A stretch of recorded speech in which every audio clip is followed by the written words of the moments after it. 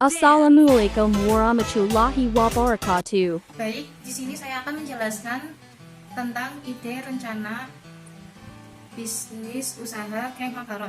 Pengenalan cake makaron.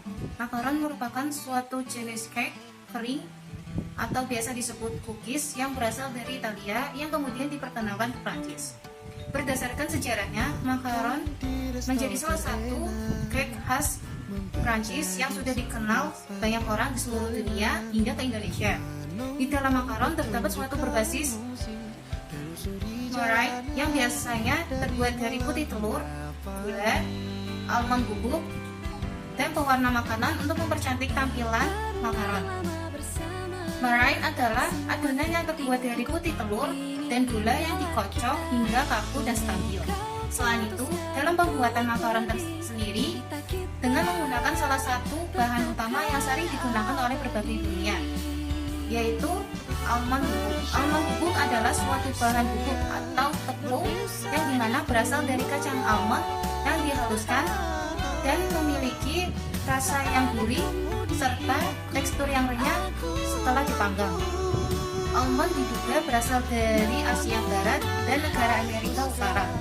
Harga pasaran almond terbilang cukup tinggi, dikarenakan almond merupakan salah satu bahan pangan impor di negara Indonesia. Kemunculan makaron sangat fenomenal dikarenakan bentuknya yang mungil dengan warna-warni yang menggoda sehingga menarik perhatian orang yang melihatnya. Makaron memiliki cita rasa unik dengan tekstur yang lembut di luar dan agak kenyal saat dimakan. Proses pembuatan kulit makaron harus selalu dry from start till the end of the process. Yang artinya dalam proses pembuatan makaron diperlukan alat-alat yang bersih dan tidak menggunakan bahan-bahan lain yang sifatnya lembab karena dapat berpotensi menggagalkan dalam proses pembuatan makaron. Perkembangan makaron di Indonesia sangat pesat, di mana makaron sangat mudah dicari dan hampir di setiap toko kue menjualnya.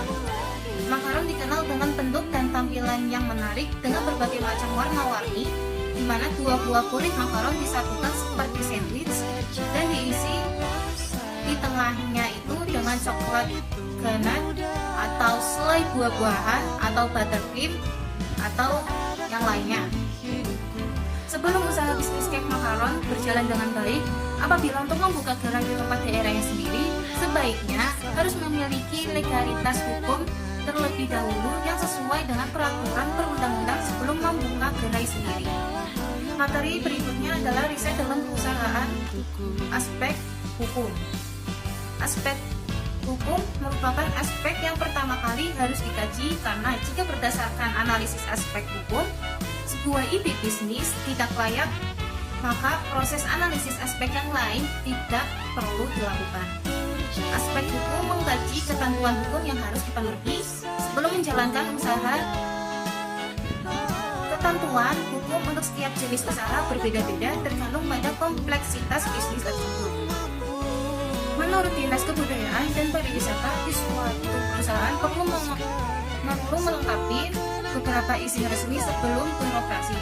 Suatu kemampuan perusahaan dalam memenuhi perizinan untuk mendirikan perusahaan terdapat beberapa dokumen persyaratan tanda daftar usaha pariwisata atau disebut dengan PTDUP yang harus dilengkapi sebelum membuka usaha gerai. Antara lain yaitu yang pertama, izin restoran, kafe atau warung makan. Yang kedua, nomor pokok wajib pajak atau NPWP. Yang ketiga, perizinan gangguan atau disebut HO. Yang keempat, izin peruntukan penggunaan tanah. Yang kelima, akta pendirian perusahaan. Yang keenam, tanda daftar perusahaan atau disebut TDP. Yang ketujuh, surat izin usaha perdagangan atau disebut SIU. Oke, materi berikutnya adalah riset dalam perusahaan aspek lingkungan. Suatu ide bisnis usaha cake makaron yang dinyatakan layak berdasarkan aspek lingkungan jika kondisi lingkungan sesuai dengan kebutuhan ide bisnis usaha cake makaron tersebut, mampu memberikan manfaat yang lebih besar dibandingkan dampak negatifnya. Suatu bisnis usaha cake makaron harus memiliki 3 kategori dalam lingkungannya. Sebelum melakukan bisnis, yang berkembang menjadi pesat dan bisa diterima oleh kalangan masyarakat sekitar. Di antaranya sebagai berikut. Yang pertama adalah lingkungan operasional, yang kedua lingkungan industri, yang ketiga lingkungan jauh. Kita bahas tentang lingkungan operasi.